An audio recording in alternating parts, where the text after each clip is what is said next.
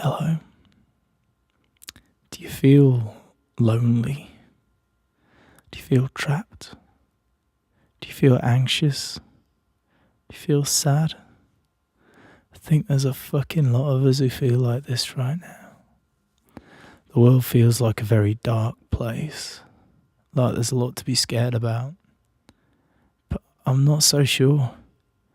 I think we've grown up in a toxic society that keeps us down and keeps us scared. Because when we're all scared and lonely, we buy more stuff and we act out less. And we keep busy like good little worker bees, do you feel me?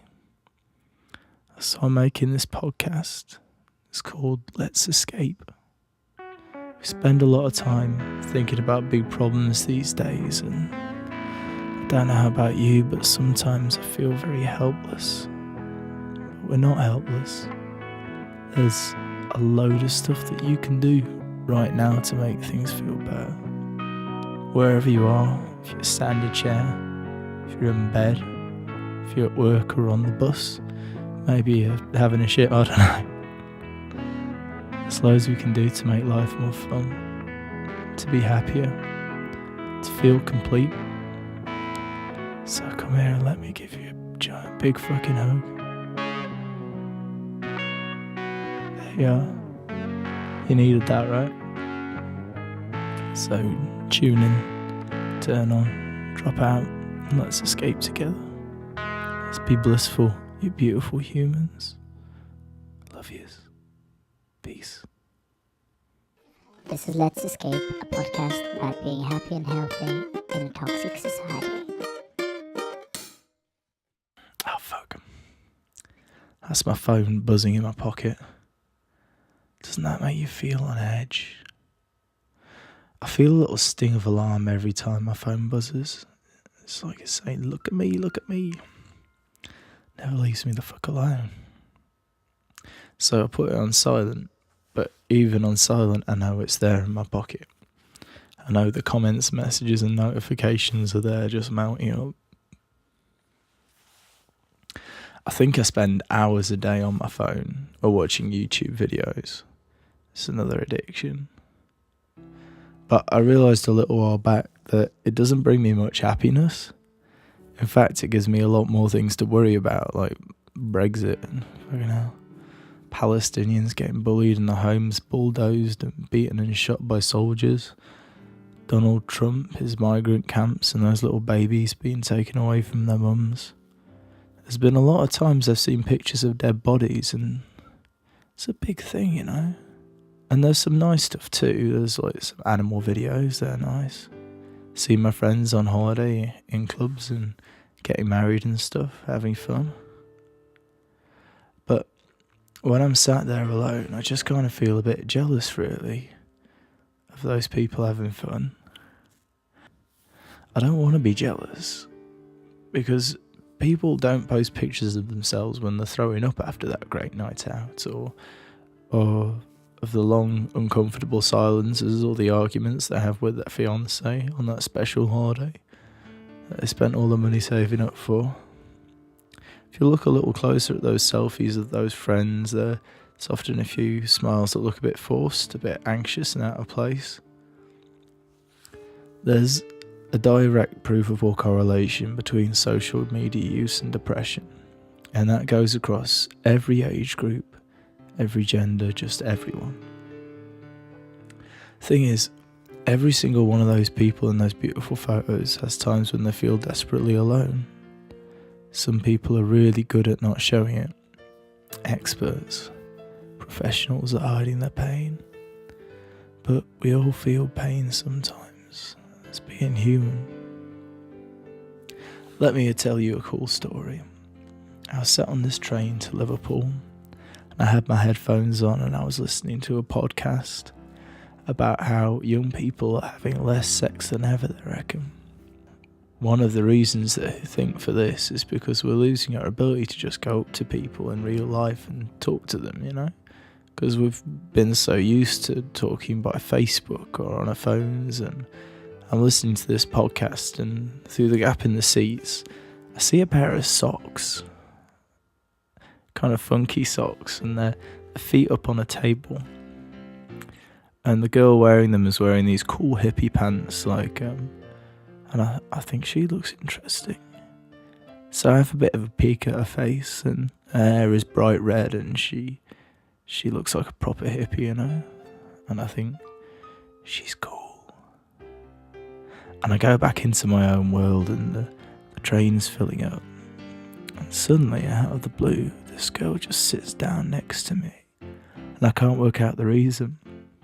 And I nod to her, and I move my shit over, and I put my headphones back in, and she puts hers in, and I'm like, what? I was sat 2 minutes ago wishing I could talk to this cool ass girl, and not I fancied her or anything, I just wanted some company. And now I have my headphones in, and she has her headphones in too. So how am I going to talk to her? And I know that I'm going to have to find a massive pair of bollocks from somewhere, so I dig deep and I say to her, excuse me, it's going to sound a bit crazy, but I'm listening to this podcast about how our phones are making us antisocial, and I'm beginning to think it's true. And I wanted to ask, do you think if I hadn't had my earphones in, stuck like some kind of zombie when you sat down, maybe we might be having like a cool conversation right now? Anyway, she kind of sizes me up and she giggles a bit and she says, well, I'm up for a conversation if you are. Well, friends, she was every bit as interesting as I thought. She was studying alternative energy sources like renewable energies, and her house ran on solar power and geothermal energy. It was heated from the heat inside the ground coming up through water through pipes. And she loved hiking and exploring, and she told me about being lit by a cow in Switzerland, and I took the piss out for a bit for that, just gently, and she was super smart and very inspirational, and I learnt a lot more from her than all the podcasts I'd listened to that day, and all because I plucked up a bit of courage and I interfaced with another human being instead of being buried in my phone. It's beautiful, isn't it? It's just lovely. There's a new word, it's called nomophobia, and it means the fear of being without your phone. And it's all a bit new to us, isn't it? I'm probably one of the last generation to remember how it felt to go everywhere without a phone. And it was grand, it was great. But now, it seems to be a bit scary to leave the house without your phone. There it goes again, little fucker. Sometimes you can get these phantom vibrations, which is feeling your phone vibrate when it's not even there or not even turned on. That's how on edge it's got us.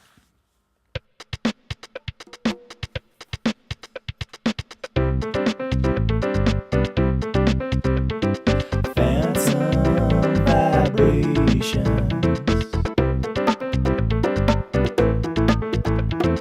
Phantom vibrations. Well, I feel you, baby, when you're not there. Ringing in my pocket, tearing out my hair. My phone is across on the other side of town. My phantom vibrations get me down. Well, phantom vibrations.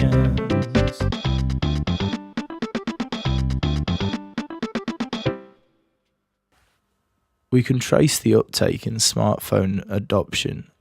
Like, we can get that graph and the years that they started to come in, and we can match them to the uptake in anxiety medication. So the more smartphones are out there, the more anxiety pills people are having to take. How crazy is that? I also got it from a good source that teenagers who spend more than 3 hours a day on social media are 35% more likely to commit suicide. 35% just from spending more time on your phone. Just let that one sink in. Every time we check our phones, we get a little rush of this chemical. It's called dopamine. And it's a little high. Keeps us coming back, keeps us clicking. And that's the same effect that we get from sex or alcohol or cigarettes neurologically. But this time the effect is extremely short. So it keeps us having to come back and back and back. And Most people check their phones at least 28 times per day.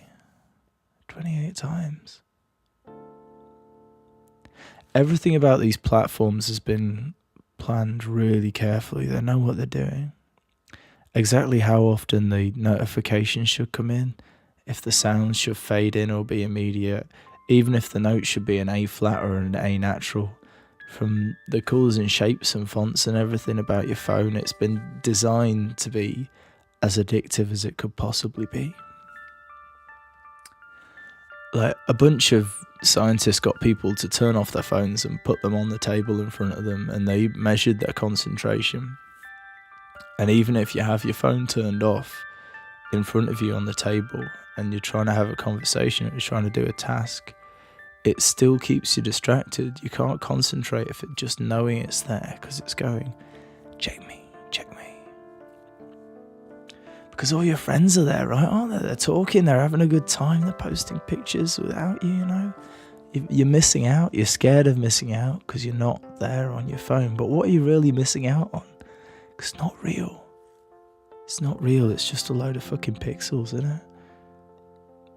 The real thing is when you're in a real place with real people having real conversations. The thing is, there's a really easy fix for this. It's just like the push of a button. Just turn your phone off.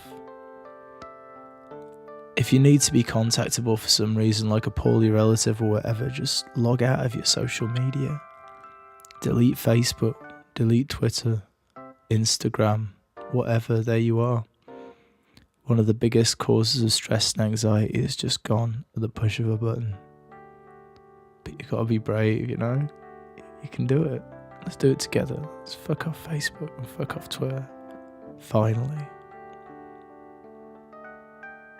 Sometimes when I'm in bed with my girlfriend and we're both on our phones, and I think, we could be fucking right now.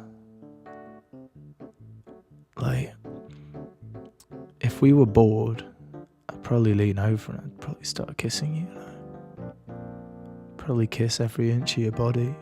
And that would be awesome, that'd be beautiful. But we can't tear each other away from our phones, because it's just so much easier to get that little dopamine hit. Oh, look, he's posted politics, you know. And I want to think about the kind of person that I want to be. Think about the kind of person you want to be. Do you want to be the kind of person who socializes, who goes on adventures, who makes great art, you know? Or do you want to be the person who's glued to your mobile phone screen for hours per day? Because time is the most valuable resource we have. You know, and think about it. Do you get as much from your phone as you actually give to it? If you reinvested that time you spent on your phone being the person you want to be, how much closer could you get to being that person? How much does boredom stimulate your creativity in your social life?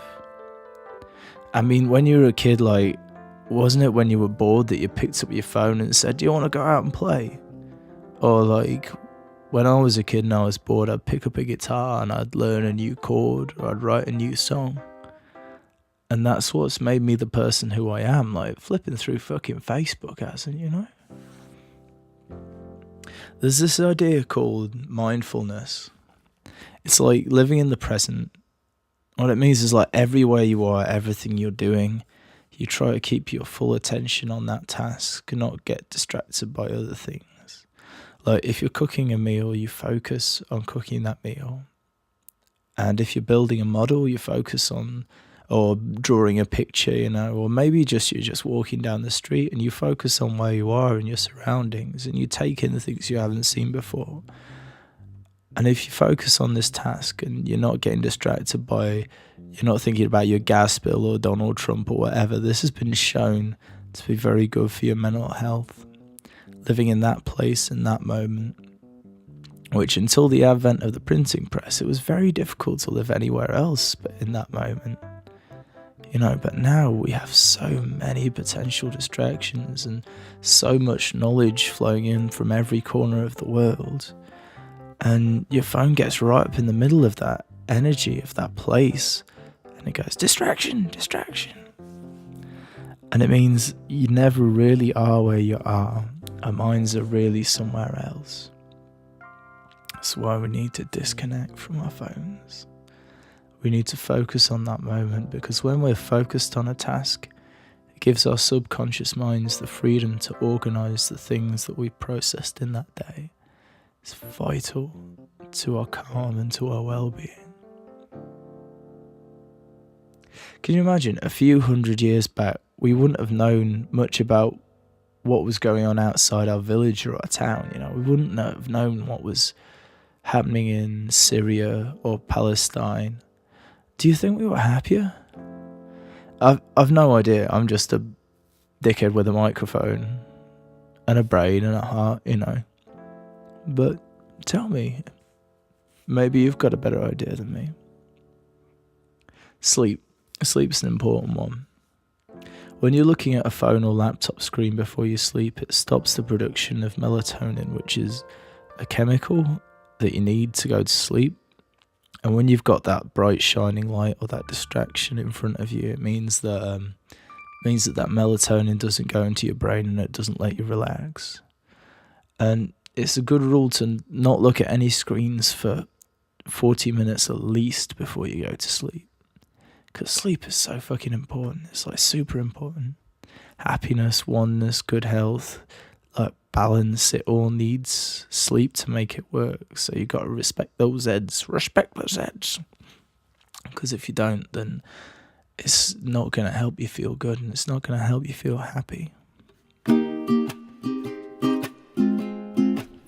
You gotta respect those eggs, respect those eggs. You gotta respect those eggs, respect to get some healthy sleep. Oh yeah, cause if you don't, you see, you might just be quite grumpy in the middle of the day. Get it in. You're listening to Let's Escape, podcast about being happy in a toxic society.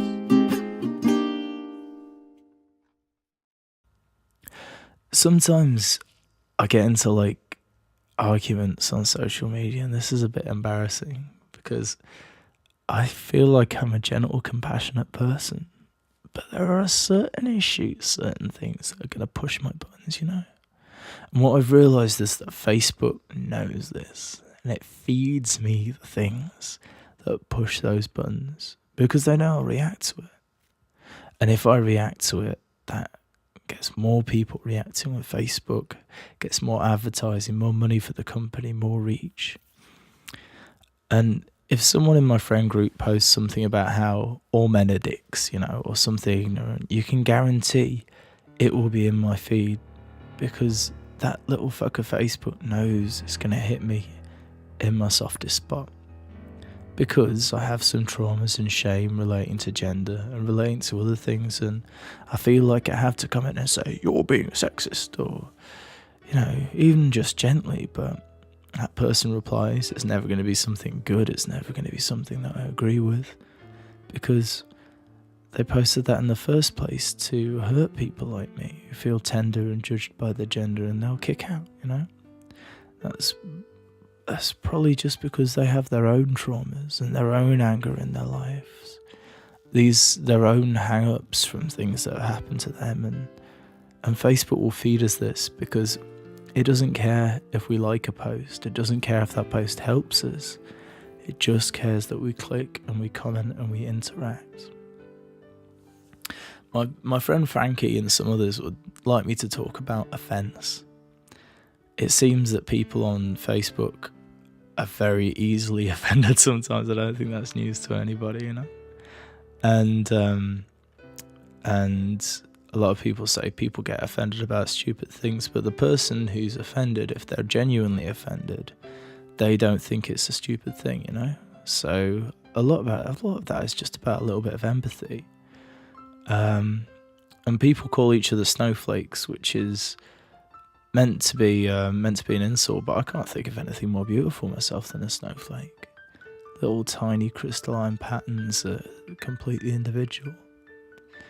I mean, I think it's meant to be emasculating or something, but as far as I can see, Snow has nothing to do with penises or vaginas, so I don't really understand how that works, but I don't understand a lot of stuff. I get confused about a lot. Maybe they're in some kinky shit or something, I don't know. Snow penises or something, I don't know. Anyway, my theory with this is people get angry about little things that people say because they have a deep anger and sadness that they're carrying around with them all the time, every day. People don't want to admit that. People don't want to realise that they have an inherent sadness to them and an inherent hurt that they can't get rid of, that they need to address.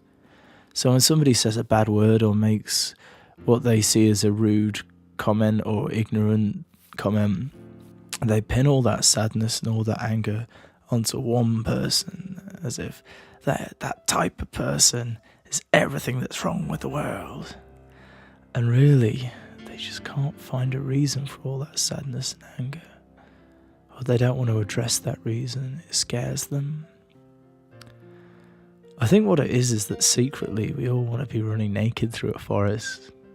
But we never get a chance, there's very rarely you get a chance to run naked through a forest. But don't you think that'd be awesome? Just naked in a beautiful forest with our bits out, jangling away on nice day, gentle breeze. If you think, you might think I'm fucking bonkers. If you do, then you can tweet me if you like at Sam of the X. It's not a very good thing to plug on a podcast about how we should fuck off social media, is it? But you can email me too. Put my deets in there. If we just remember that all those angry people on Facebook are human. We all have pain and trauma and hurt, and we're setting each other off like little firecrackers.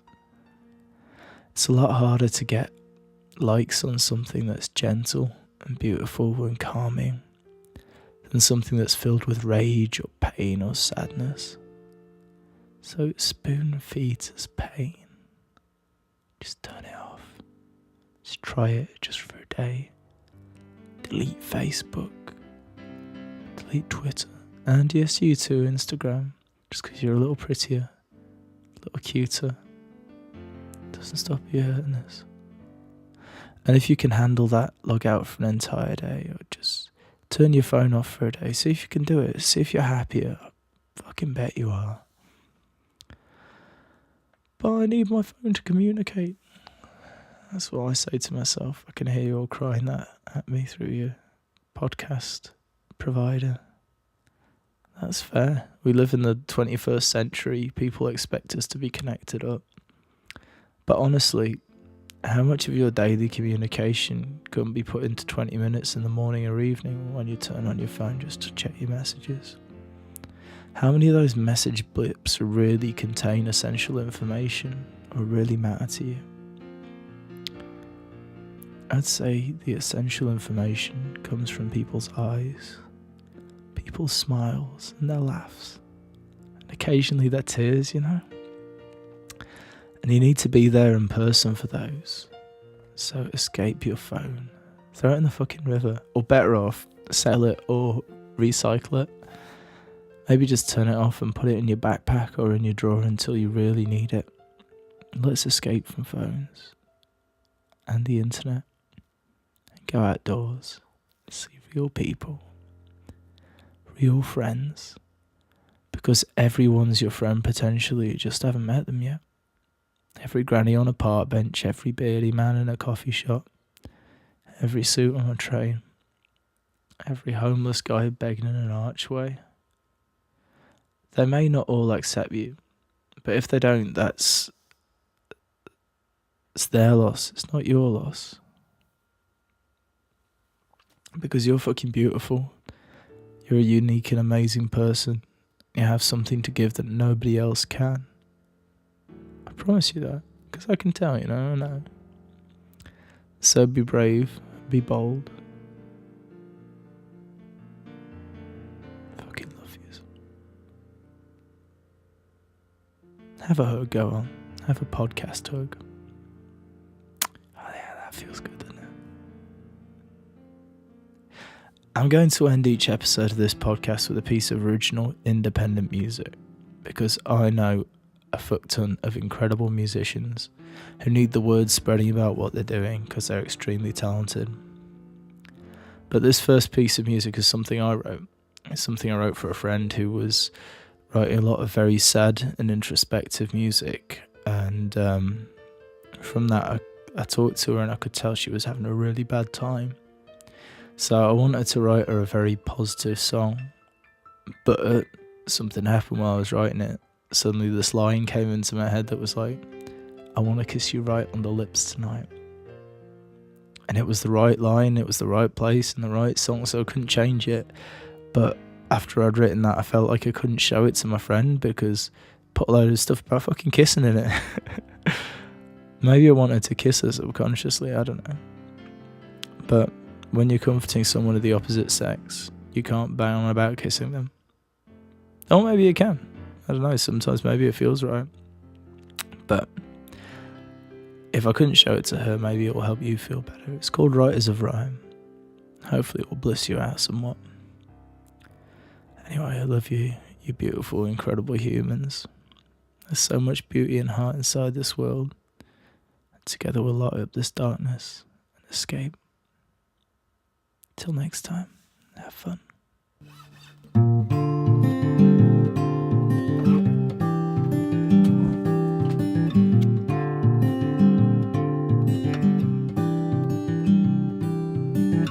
Everything's gonna be alright, every tiny little thing's gonna work out fine. Bob Marley was right, and I'm gonna kiss you right on the lips tonight, and shiver run down your spine, 'cause I love her and I give her and I write her a rhyme.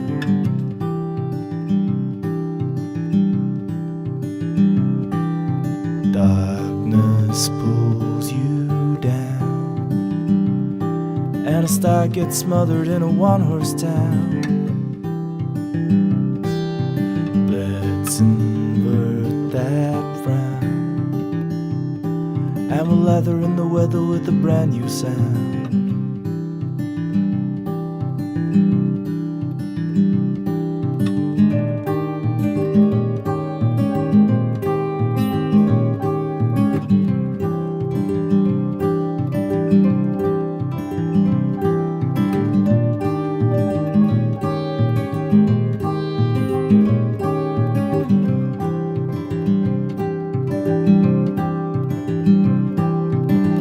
Everything's gonna be alright. Had a dream where everything worked out fine. Dr. King was right, and we're gonna hold hands in the dark tonight and share a bottle of wine, 'cause we're a lover and a giver and a writer of rhyme.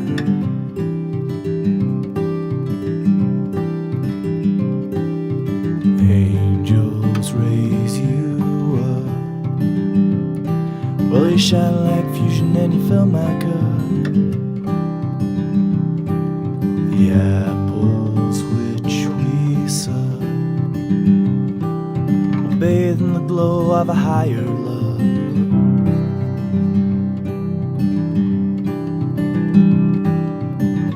Everything's gonna be alright, every tiny little thing's gonna work out fine. Bob Marley was right, and I'm gonna kiss you right on the lips tonight, and a shiver running down your spine, 'cause we're a lover and a giver and a writer of rhyme.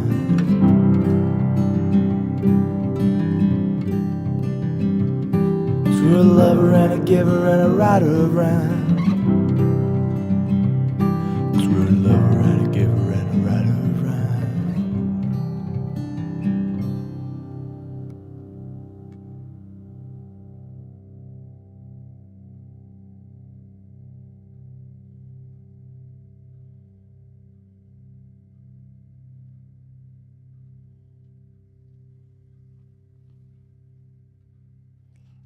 Thanks for listening there.